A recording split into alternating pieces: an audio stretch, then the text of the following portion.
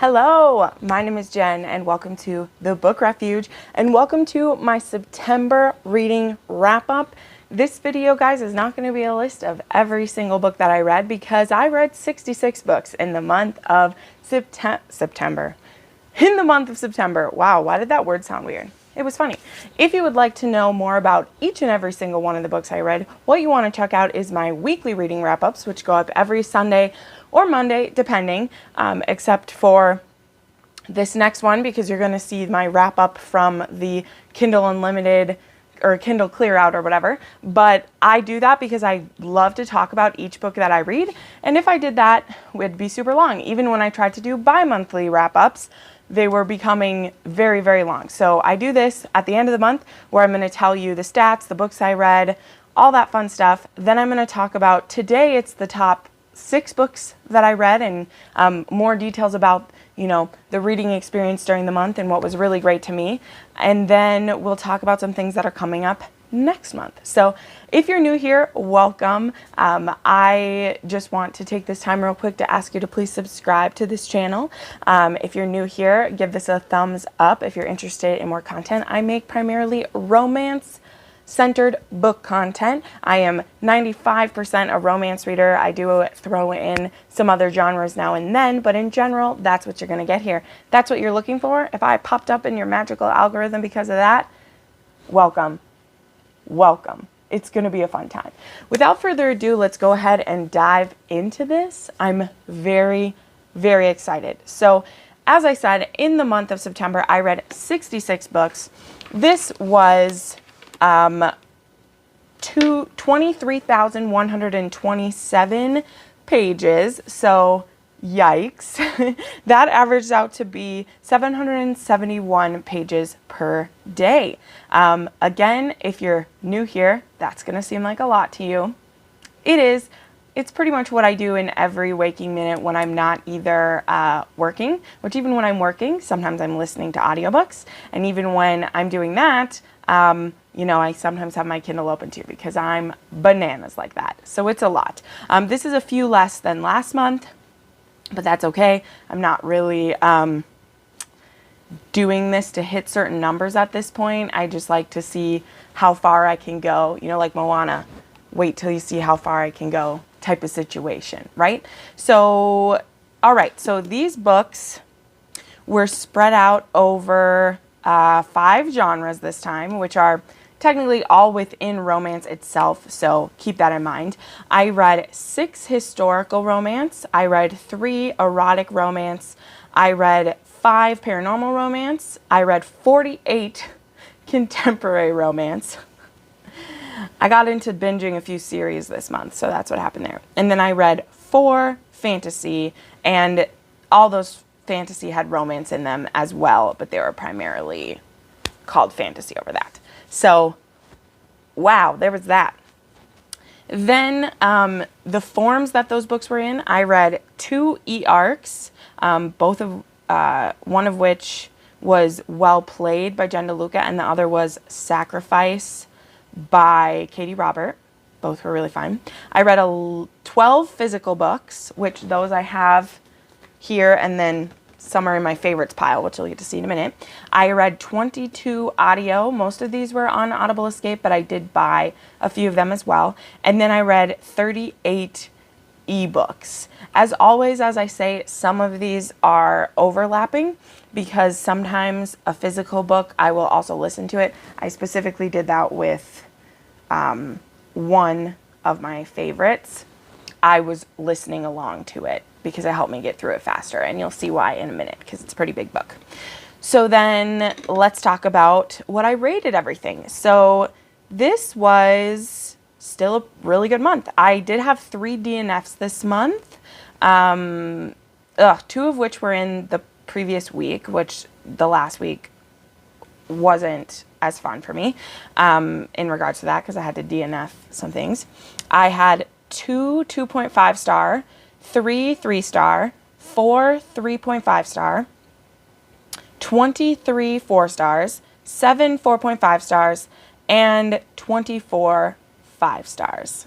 So Still very good, still the vast majority above 4 stars because that's how we roll around here. So that's the stats. It was very good. The thing why I said the last week was kind of hard is that my stats for the last 2 weeks of the month is where both my DNFs were and most of the lower books that I read. The first half of the month, I had most of my 5 stars. I was just on a roll.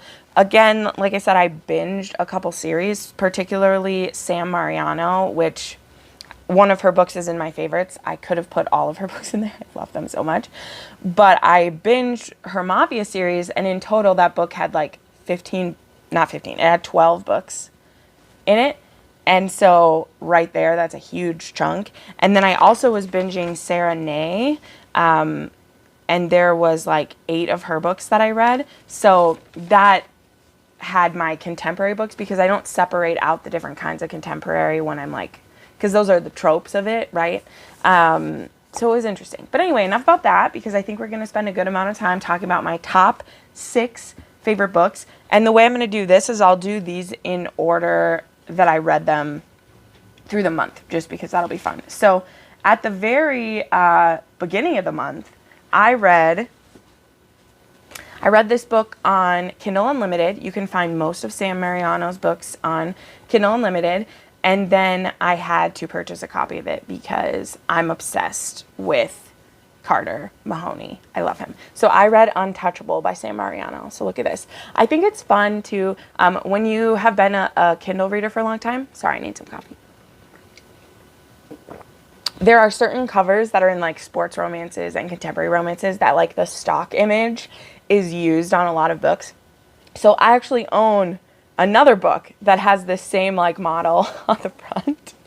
And I just like that. I think it's fun because it's like you can see the hustle of a contemporary romance out there. So the first thing I'll say is I'm going to read the trigger warning that's on the back of this book. Because if you want to skip, you don't want to hear about me go into some detail about this sick, twisted bastard that I love, you might want to skip to the next book I'm going to talk about. If you are a reader with certain triggers or sensitive common to the dark romance genre, please heed the author's note at the beginning of this book. And so the author's note at the beginning of this book is talking about the non-consent happening in here. This is a bully romance. I think it fits more into the dark part, but it starts as a bully romance, and it's not the kind of bully where he's like misunderstood or anything. Like, he's a hard guy to get on board with, but I'm just so drawn to him. And I think the way that Sam creates heroines who can really see into the heart, and I don't just mean like into his heart because, oh, romance, but also like into the heart of who the person is and like why they act some ways that they do. I think it's really fascinating how she does that. And she did that in her Mafia series that I love too. And so like Carter is not a comfortable hero. And this isn't a comfortable love story. And that's a perfect way to describe it. So the setup of this story, we have Zoe Ellis, who she did a hard thing. She told on a guy at her school. I'm going to set this down. I won't hold him the whole time. I'll put him back here watching my back. She told on a guy named Jake who assaulted her. He wouldn't take no for an answer. He kept pushing her, and so she told on him, and he got kicked off the football team, and he's not going to be able to play for his senior year. And the entire team and school is really pissed at her. So when she goes back to school after this incident, she is bullied. People leave stuff in her locker. They call her names. They are just horribly, horribly cruel to her. Like, it's not fun. And at the beginning of this novel, you hear about all that stuff that's happening, and then she gets cornered in a classroom. This happens in the book so many times. Like, there wouldn't be, like, you would just get cornered in classrooms. But she gets cornered in a classroom, and Carter is a friend of Jake, and Jake is there, and then one other guy, and they corner her in this classroom, and she has a chance to maybe talk her way out of it, but she just is proud and also brave. Like, I am not belittling her in any way for this, but she even knows in her mind, she's like, I have an opportunity here where I could say what needs to be said and I could get out of this room, but I'm not going to do it. And there's also a part of her which is kind of like, how far are these kids going to go with this? Like, how far are these guys going to push it? And there's a part of her which you don't feel right away because we're in her head and you're scared for her. But there's a part of her that's just like a little bit into it. And she's hating herself even while she is. And so Jake ends up kind of handing her over to Carter. And Carter forces her to do something to him. And then he's like, there's nobody you can tell.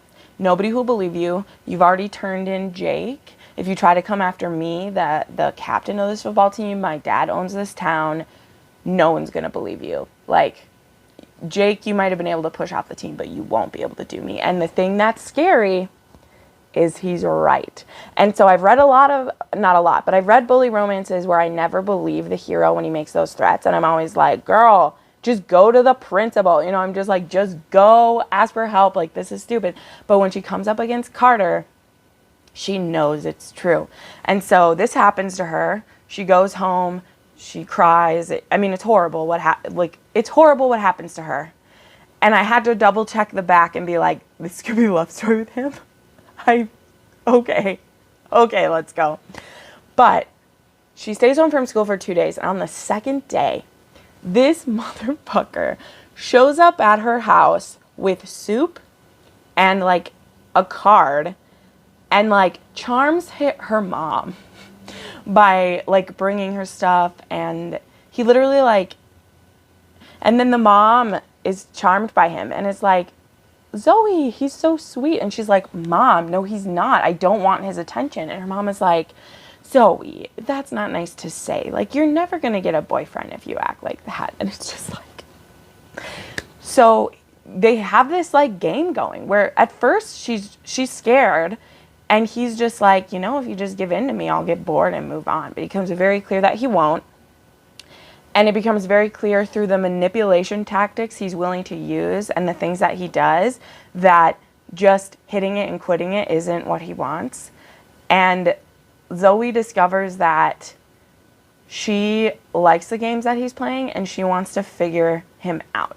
So the things that I really appreciate about this is there is something that happened to Carter when he, like, there's something that happened to him that did affect how he is. But it's never told as the, like, 50 Shades of Grey way where it's like, I have to be like this to fix what happened to me. He's very self-aware of himself. He knows what his tendencies are. And what I like about Zoe is she's not trying to figure them out so she can fix him. She wants to figure it out so she can figure out how she would fit with him. And that was just so interesting to me. And I really liked that. And I really respected her for that. And though there is like growth and change that happens to him, it's really more that she molds and shapes herself. And again, not in a brainwashy way. Like, it's not in a brainwashy way, which is hard to explain. But there's a reason why this is my favorite. And I've already reread it 1.5 times since I've read it. My best friend Shauna told me to read this. Also, another friend mentioned it to me too, and I can't believe I waited so long and I didn't listen to her, but that's okay. We all like to say I told you so as romance readers sometimes because I'm explaining this book to you and it sounds absolutely disgusting and horrible, and it will. What Sam said about her own book, that this is uncomfortable, is true. I had a knot in my stomach because I don't want to watch someone get assaulted, especially when it's not like, there's no safe word for this. You know, this isn't even like a BDSM thing that they end up in because she can't get out. But it's not, but it's good. Like, it's good. And to see the place where they end up and to see that, like, this is a person that if he hadn't found someone like Zoe, he easily could have become a psychopath and like, well, because he is at the beginning. But he easily could have become someone who hurt people. And it becomes clear that there's a quote in the book where she's asking him, she's like, hey, I'm trying to understand what's going on here. Like, I'm not trying to control you. I'm not trying to manipulate you. I just want to understand what you want to get from me. Like, what do you want to get from me? Is it just that you want to hurt me? Is it just that you want sex with me? Is it just that you want to pick on someone weaker than you? Like, what do you want from me? And he's so honest back, and he's like, I don't want to hurt you, but if you get hurt getting what I want, like, it won't make me mad either. So that's like a scary thing to hear. And she's like, but if I'm, you know, like, if I want this, like, can we work towards that? And he's like, yeah, I don't want you to be unhappy, but I want you. And if you're unhappy about that, then I guess you're unhappy. Like, it's so like, but it was different than like Julian, right? Like, I've read about Julian in Twist Me where he like wants there to be pain. Carter wants the control. So he definitely has dom tendencies, like, definitely. But he isn't like, I need to beat you or do this or whatever. He's just like, I want the submission. And Zoe has to decide. Does she like the submission? Was she willing to give it to him? And is this weird relationship worth it? Anyway, talked enough about it. It was amazing. I loved it. I loved it. I won't apologize for it. Let's see. All right. So we read about Carter. We'll lay that one down. The next one, this is also a really dark romance. And that is Den of Vipers by K.A. Knight. This is a mafia romance. This is a reverse harem romance. This is not a sword crossing, so there's no like menage really going on. This is one woman ends up in a relationship with 4 men who run the Vipers, who are the Vipers, which is a mafia group. So we have Roxy. And Roxy, first off, look how beautiful this cover is. I'm such a sucker for these dark, red, vibrant covers. Fantastic. I'm going to buy a copy of this one too. We have Roxy, who is like 26. She owns a bar. She is a tough-ass bitch. Like, carries a baseball bat behind the counter, and she is strong, fierce, amazing. Like, ooh, this woman. I loved her. Then we have the Vipers, which I didn't write down all 4 of their names, so it's like blanking from my head. But they, you know, they're these 4 crazy guys, and Roxy's father fucks them over, and he offers her as payment to them. And he's like, you can have her. And so they think, wow, that's shitty, whatever, we'll just add her to one of our brothels. Yep, it's one of those. But Roxy changes the game. So they send these like 2 goons after her to literally take her from her bar, and she beats the ever-loving hell out of them. She uses her bat. She knows some like legit knows some martial arts, and she beats them and sends them back with their dicks between their legs, which I know that's what their dicks are. I meant to see their tail, and I said dicks, whatever. And go back to the Viper, and they're like, we couldn't get her. And so they're like, okay, whatever, you guys are lame. So all 4 of them go to get her, and they all 4 have very different thoughts on it. But then they see her and see who she is, and half of them, so like 2 of them are like, oh, we want to get this chick. And the other 2 are, one of them's like, I don't want anything to do with her, but she's our payment for this deal, so we'll take her. And the other one is like, I want to break this girl. So that's like the 4 different things. So this is a captive. This is a mafia. This is a reverse harem. This is a lot of dark shit that I love, all of it. Ooh, the goodies. The fucking goodies. I love it so much. And so they take her back to their like home, and then the relationships with them all start, because there's always someone left to watch her. She definitely tries to get away a couple times. There are, you know, elements of BDSM used with one of them. There is, you know, again, they're so hard to explain with this.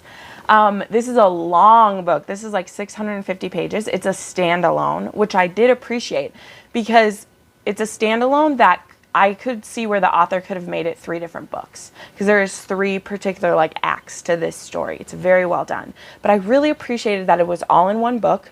And also, there's 5 perspectives in this book, and I feel like I had a great sense of each of them, each of their relationship with Roxy, and I really like believed this as a long-term like polyamorous relationship. Like, wow. But again, no sword crossing. 2 of the 4 that are actually full-blooded brothers. There is a couple scenes where different of the men, like, that there is like a threesome, but there's never any like sword crossing at all. This book, besides all the triggers that I just mentioned, right? Okay, like we're talking, this is dark romance, this is captor captive, this is situations of Dubcon and CNC, but not many, because Roxy is up for it. Like, really, there's a lot of hate sex in here, especially in the beginning, right? Because the attraction is just driving them bonkers. Oh, it's so good. But there also is blood play in here. One of the men, he is their like torturer, and he really gets off on the blood. And there's a scene where he's just tortured someone, and then they like do it in his dungeon while the guy is there, and Roxy is into it. Yeah, it's twisted. It was a really good story, and I want to read more by this author. And then when we reached this point of the month, I needed to start reading some lighter things, which I know I talked about in my last couple, and you can see why. My head was in kind of a dark space, not just from these, but I did a whole Mafia series, and so then things got a bit lighter. Although I'll talk about the one, I wouldn't call this a light book, but it's not a dark romance, and it doesn't have that type of stuff going on. And that is, I read Crescent City by Sarah J. Maas. This was a 5-star read. Absolutely loved it. This was our fantasy buddy read for the month. I have a full dedicated review for this one, which I will link, so I won't go into as much with this one because we still have a couple books to talk about, but I will say that I get the hype. I believe the hype. I'm super excited for another book. I think that Sarah's writing has just escalated. I am so excited for Court of Silver Flames, horrible cover notwithstanding, because I really want to see how she has evolved. And from what I've like seen of the stuff mentally that Sarah was going through while she wrote Nesta's book, the trauma that she's been through, I think is going to be amazing. You could see some of it even in this one too, which what Bryce has went through. This book, in case you don't want to watch the whole thing and you haven't heard anyone else talk about it, this is a like, it's a fantasy slash like, it's urban fantasy, I would call it, which urban always seems to scare me too, but the kinds of creatures that are in it and the things that are happening, like it really did feel more fantasy, but because it takes place in like a futuristic-ish city, like it is urban. This is a disgraced angel slave named Hunt, and then we have Bryce Quinlan, who is a half human, half fae, and she very early on in the book loses her best friend. Her best friend's a werewolf named Danica. Her friend and her friend's entire pack are brutally slaughtered by this demon who is summoned. And Bryce just kind of lives in a daze for a few years until it happens again. And some people are killed in the same way that Danica was. And so Bryce gets asked to help with the investigation and to look into stuff that Danica was into and see if she can make sense of it as someone who knows Danica very well. And Danica did leave some clues behind for Bryce. So Hunt, this half angel slave, or I think he's a full angel, but he's like a disgraced angel. He is sent to like protect her as well as to help make sure that it gets sent on. So this starts as like a hate to love, and then becomes a really great friendship, as like this is a case of like misrepresentation, because Bryce has the reputation of being a party girl, and she was, but she's carried that around with her for so long, and it's not the truth anymore. She gets called slut by other werewolves who, there's too much to explain, but she has this horrible reputation, and Hunt buys into it a little bit. And still he starts to see what kind of woman she is. There is crazy sexual tension in this book, but there is only two, like, there's one sex scene and like a couple almost, but there is a lot of like graphic language about it. However, so I mean, because I was listening to it, so it also stood out a lot listening to this on audio, but I freaking loved it. I loved it. I'm so glad I was finally pushed into reading it. Probably will go on my favorite books of the year. And I mean, I was saving it. There was a reason why I waited so long. Like, I was saving it to read a Sarah book, you know, more spread out. And so I'm glad that I waited. But man, it was so good. It was so good. So then I want to talk briefly about The Secret. Again, this was our other buddy read pick. This is a Scottish and English people fall in love story. This is a historical romance set in medieval times. So this takes place in 1181. It is about a Scottish and a English little girls who fall in love, or not fall in love.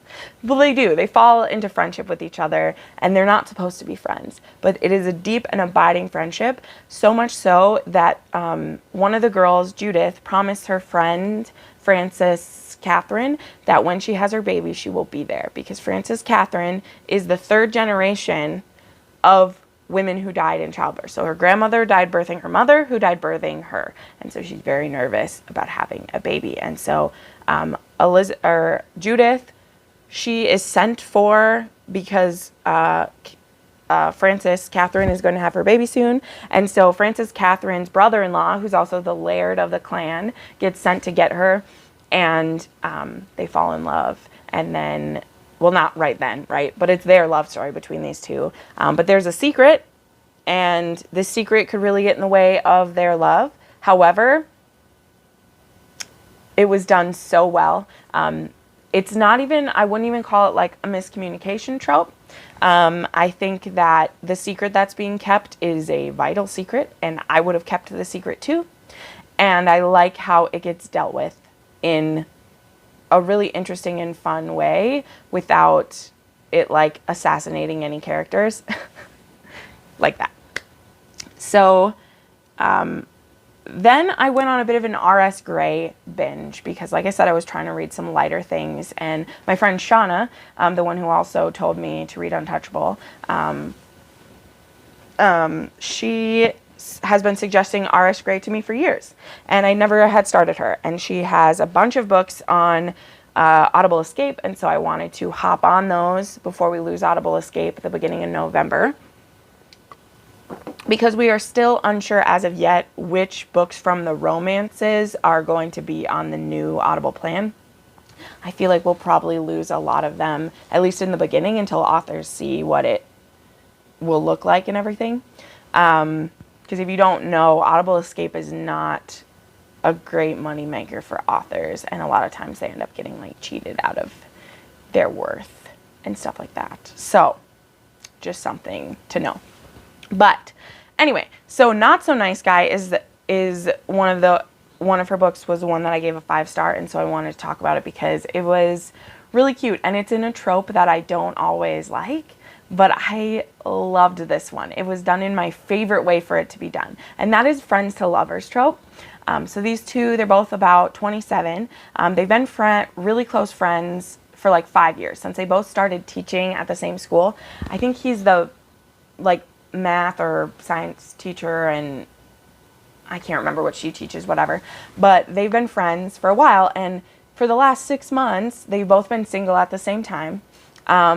Previously, one of them had a girlfriend. It might even be more than 6 months, but their significant others always felt like the other in their relationship because these two have such a close bond with each other. So I can see why that would be hard for significant others. Like, I'd be jealous too. But they have weekly TV nights together. They're at each other's houses all the time. And they're just really close. And I believe it. Like, that's something that R.S. Gray, I'm learning, does really well. Her banter is very good. And she has a way of instantly making you care. And I just thought they were both so sweet. Like, they were both just... And I mean, this is called Not So Nice Guy, and it's called that because what happens is there's a long-term substitute that comes to the school to cover for a teacher who's going to have a baby, and our heroine gets asked to be her like buddy and like show her around and everything. And that that this new substitute sees the hero and is like, oh my gosh, is he single? Because I really want to get with him. And our heroine, in a moment of like, well, honesty, admits that he's single. And so that surprises a bunch of these female teachers because they always thought that these two were secretly dating and just keeping it a secret because the school has kind of a like anti-fraternization policy. And so she basically like outs him as not being dating her. And so all of these single women teachers just start going for him. And when he hears that she said they weren't dating, he has been working on a plan to finally make a move on her because he knows that she's the one. His parents know that she's the one. That's what was cute about this book. He talks with his parents all the time, and he tells them, he's like, so I'm going to do it. I'm going to ask her out. And his parents are like, yes, we're so excited you're asking her out. We want you to be with her so much. She's the perfect girl for you. And so his parents are like super into this. But things like slowly start to escalate, right? It's that friends to lovers. But I loved it because there was like unrequited love, but it isn't unrequited. They just don't know. So I loved that about it. It was a mutual thing. There wasn't one who liked the other one more than the other. There was just, she was nervous about ruining their friendship, which totally understandable. That's usually a problem in friends to lovers. And also she's always someone who's timid about jumping into things. So but he's like, but I'm not going to make the jump if you won't make it with me. Like, this isn't going to be one-sided. I will give you everything I have if you will give it back to me. And he tells her point blank, he's like, I'm coming for you now. Like, I'm going to woo you and win you, and we're going to be amazing. And so there's other shenanigans. There is some scandal that happens that is adorable. It's so cute. It's so cute. I want to listen to it again. I'm probably going to buy a copy of this one because there aren't a lot of friends to lover stories that I love this much.